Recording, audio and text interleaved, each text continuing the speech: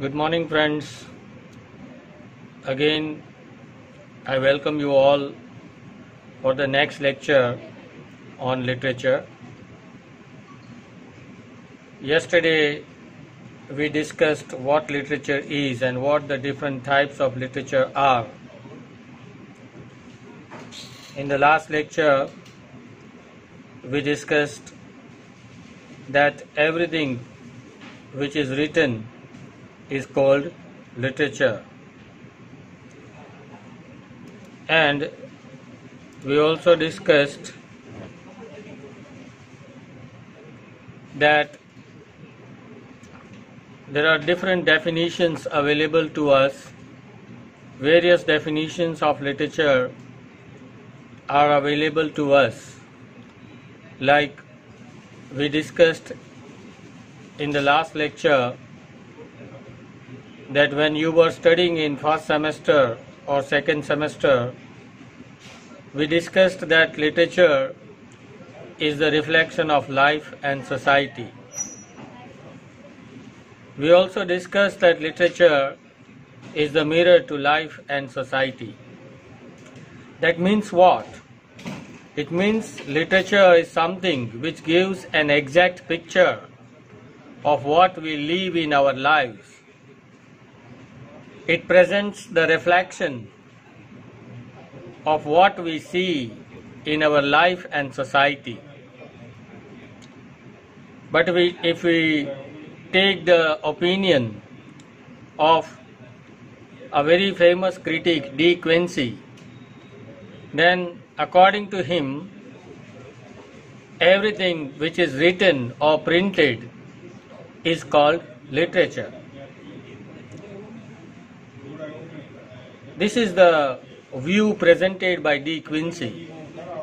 According to him, anything which is printed, anything which is written is called literature. But then this idea presented by De Quincey poses a big question before the students of literature, because we all are the students of literature, and if we go with this definition that everything which is written is called literature, then it creates so many issues. Why? Because calendars are written or printed, timetables, magazines, newspapers, medical reports, dictionaries, Hamlet, Macbeth, the Bhagavad Gita, the Quran, the Bible, the Old Man and the Sea, Pygmalion, all these things are printed and written. So do we call them all literature? Do we call timetables as literature? Do we call newspapers and magazines as literature? And as the students of literature, are we supposed to study these newspapers? Are we supposed to study the medical reports and dictionaries and magazines? No. To answer this question, De Quincey has divided literature into two types. As we discussed in yesterday's lecture, that De Quincey said that there are mainly two types of literature: literature of knowledge and literature of power. Now the question is, what is literature of knowledge? According to him, the literature which gives us some information or some knowledge about any particular field is called literature of knowledge. Say for example, your calendars are printed, that's why they are called literature, but calendars fall in the category of literature of knowledge. Why? Because the calendars give us some knowledge, some information about the dates, about the days and dates. about the working days and holidays. Your timetables, your magazines, your newspapers, they are all called literature of knowledge. Why? Because they provide us with some information, nothing more than that. So, the first category, that is literature of knowledge, we are not supposed to study this literature of knowledge as a student of literature, because their job is simply to give some information. The second type of literature discussed by De Quincey is literature of power. And as we discussed yesterday, literature of power is that literature which provides us with some energy, some fuel, or some power to live our life in a better way. It has the capacity to change the mind and heart of a person. It has the power to change the mind and heart of any human being. Not only this, it has the true literature of power has the capacity to change the whole society, or sometimes the whole nation, or sometimes the whole culture. And that is called true literature. And that is the reason why the list that you can see on the screen here, like Hamlet, like Macbeth, the Bhagavad Gita, the Quran, the Bible, all such literature is literature of power. Why? Because it has the power to move the heart of a person. As I told you yesterday, in Sanskrit it is said that sa vidya ya vimuktaye. Sa vidya ya vimuktaye means this is the knowledge, or this is the literature which makes you free, which makes you free from ignorance, which makes you free from the evils. Literature has the power to change the mind and heart of a human being. It makes a man a human being, or it makes a society a better society. And that is the reason why at the end of my yesterday's lecture, I told you that literature has a very important role to play in the society. The authors, the writers have a very important role to play in the society. Why? Because their pen, their paper has the power. And that is why it is called the literature of power. I remember Satanic Verses. Satanic Verses was written by Khushwant Singh. It is a long narrative poetry written by a Pakistani Muslim poet, Khushwant Singh.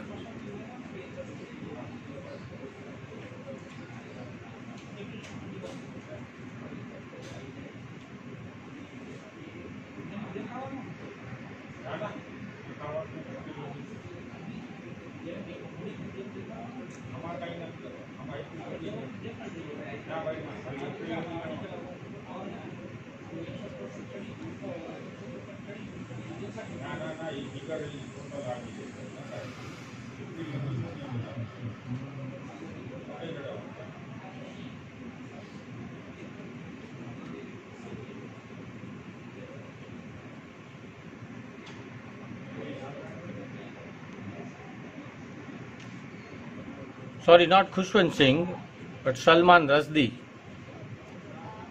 Satanic Verses, when they were published by Salman Rushdie, then it brought about a havoc in the society. So literature has that power, but it was a negative effect of the literature. At the same time, you take the examples of Bhagavad Gita. Bhagavad Gita, which was written before 5,000 years, has the power to change the mind of the person in today's times. A man living in 21st century is also inspired by the sayings of Bhagavad Gita, by the sayings of the Bible or the Quran. So my point is, literature has that power, or it gives us some energy to live, to make this life a better life. Moving further, today we want to discuss some of the important characteristics of literature. Here you can see some of the important characteristics on your screen. The first and the most important characteristic is universality. Every true literature must have the quality of universality. Universality means what? It appeals to everyone. It appeals everywhere. It appeals in all ages. It appeals to all geographical situations. Take for example Macbeth, which was written during 16th century. Macbeth, which was written before so many years in England, is now read by the people in today's times. That means what? True literature is read in all times. Bhagavad Gita was written before some 5,000 years. It was read and it appealed the people in those times. It is read and it appeals the people in today's times, and it is going to appeal the people in the times to come. True literature is for all times. True literature has no boundaries. It has no geographical barriers. The piece of literature which is written in America is read in India, is read in Japan, is read in Australia. It has no geographical barriers. Or a work of art which appeals a young man also appeals an old man. This is called universality.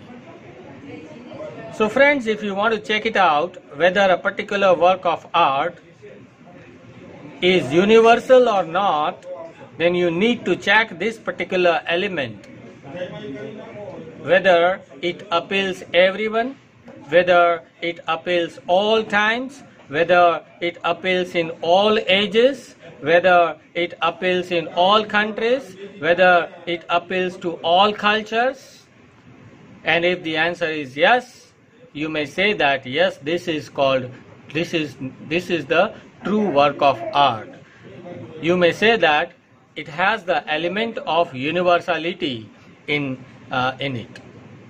Another important characteristic of literature is, so the second characteristic, very important characteristic of literature, is the element of emotion, is the element of feelings.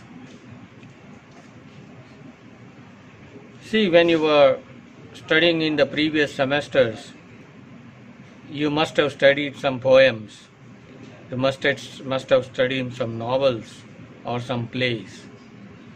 There is not a single work of art in which you do not find the element of feelings or emotions. In fact, it makes the presence of emotions or feelings in a work of art makes it more alarming, more touching or moving. It touches the heart of the readers. It touches or it appeals the heart of the reader. The primary function of any good work of art, a good piece of literature, is to move the reader. And this function of moving the reader is achieved only when there is an element of emotions or feelings in that work of art. In fact, this is the only reason why the great Greek philosopher Plato also rejected poets and poetry on the basis of the idea that it carries emotions. A good work of art carries emotions, and that is the reason why Plato rejected the poets and poetry from his country, Greece. Now that is another discussion which we don't want to enter into that discussion right now, but when you will start studying semester 5 or 6, that time we will discuss this idea of Plato in detail. But my point is, no work of art or no piece of literature can exist without emotions or without feelings. If you check out some of the important plays written by William Shakespeare, say for example Hamlet. In Hamlet there is an emotion which is carried forward all through the play, and that is the emotion of a son for his father, his attachment for his father. If you examine the play, the tragedy written by William Shakespeare, there is also another emotion, that is the love for the daughters, a father's love for his daughter. The point is, no work of art can exist without emotions. Another important characteristic of literature is imagination.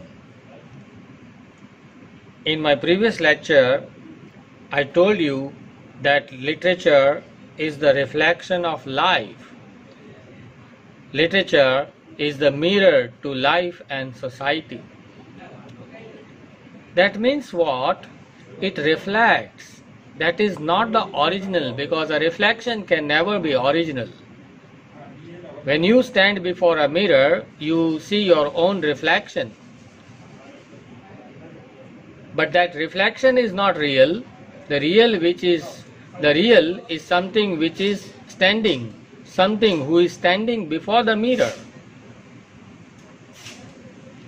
So, literature, in a way you can say that it is, because it is a reflection, because it is a copy, it is not real. And it is not real, that means it is full of imagination. Why? Because when a writer or when an author he observes the society, he observes the life of the people, and he wants to project the same life in his literature, in his novel or in his poetry. But when he projects these things, he needs a tool to present this idea, to present the life of a person. And that tool is the tool of imagination. With the help of imagination, he adds color to the life.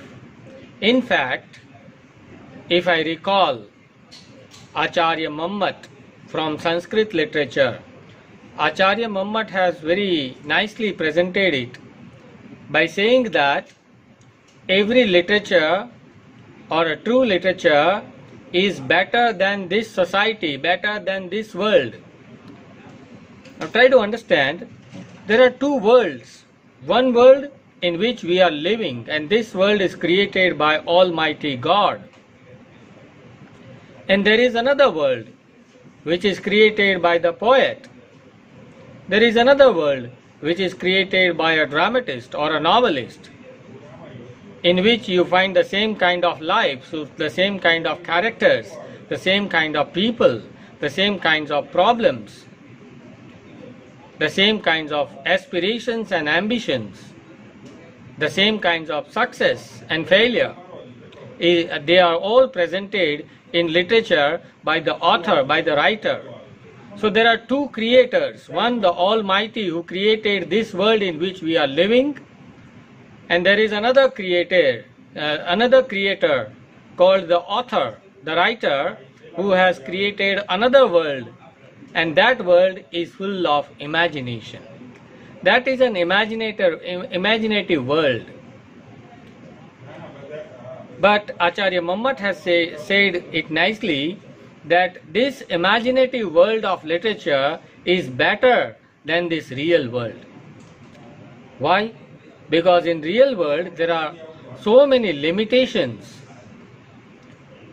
There are hundreds of limitations in the world which is created by Almighty God. Why? Because here in this world a day can be of 24 hours only. A lotus can grow in the mud only. That is the limitation. But in the world of imagination, in the imaginative world of the poet, a lotus can grow on the hands of a lady. That is the charm, that is the beauty of poetry. There is no limitation in the world of the author, in the world of the poet. Why? Because imagination plays a very important role here. So my friends, in short, what I wanted to tell you is that imagination is one of the primary characteristics of literature. Another important characteristic of literature is the reflection of life and society. As we discussed earlier, the author who lives in this world, he observes the life of the people, he observes the society, and he tries to present it in his own play, in his own novel, in his own short story, or in his own poetry. So, true literature must give the picture of the society. If you read the literature written in India during 1930s or 1940s, then you will see that that literature was full of the idea of freedom fighters. That literature which was produced in 1940s or 50s or 60s, that literature is full of patriotism. Why? Because in those times people were living the life which was full of patriotism. The hearts and minds of the people living in India during 1930s, 40s or 50s, they were full of patriotism, love for the country. And that is the reason why the literature which was produced during those times is full of the love for the country. If you read the modern literature, 21st century literature, you will find the use of technology in literature. Why? Because we are living in the times of technology. So the point is that every work of art or true literature reflects the society as it is. It reflects the life as it is. Another important characteristic of literature is moral value, because true literature must teach something to the readers. It has an important role to play in the society. Why? As I told you earlier, that it makes a life a better life. It makes a human being a better human being. Now how does literature do this? Literature does this with some moral values. Every work of art, every true piece of literature must carry some very nice thought in it. Say for example, when we read Hamlet, we understand, we learn something from that play. We learn from the conflict of to be or not to be, that is the question. That was the conflict of Hamlet. We learn something from that, that we must not think too much in our life. We must act in our life. This is the message that we receive from Hamlet. When we read Old Man and the Sea, we learn some moral values from that novel written by Ernest Hemingway. We learn that man is not made for defeat. Man can be destroyed but cannot be defeated. Every work of art, when you read Bhagavad Gita, you learn so many good lessons, moral values from Bhagavad Gita. So point is, true work of art or true literature must have the capacity to release some good thoughts, some noble thoughts, some moral values for the society, for the whole culture. And that is the reason why such literature is known as the literature of power. Because the literature which has some moral values has the capacity, has the power to change the society, to change the whole culture. So before moving further, there are still some more characteristics like plot construction, setting, characters and conflict. These all things we will discuss in the next lecture. But before we finish this lecture, friends, let me recall the whole discussion of these two lectures right now. That literature, everything which is written or printed is called literature. This is the definition of literature given by De Quincey. De Quincey has divided literature into two types, literature of knowledge and literature of power. The literature which gives us some information about any particular area is called literature of knowledge. Say for example, calendars, timetables, magazines, newspapers, dictionaries, medical reports, etc. All these are called literature of knowledge. On the other hand, you have literature of power, like Hamlet, Macbeth, King Lear, Othello, Romeo and Juliet, Old Man and the Sea, Bhagavad Gita, Quran, Bible. All these are called literature of power. We have discussed some 5 important characteristics of literature so far. 1. Universality. Universality means it appeals to all, in all ages, at all places, to all cultures. Imagination and emotions are also very important characteristics of literature which we discussed just now. And reflection of life, this is also very important in literature. Moral values, again, is important. Why? Because as I told you, it has a very important role to play. Literature has a very important role to play in our life. And that's why true literature must release some moral values, some noble thoughts to the society. Here we end up for today. The rest of the things we will discuss in the next lecture.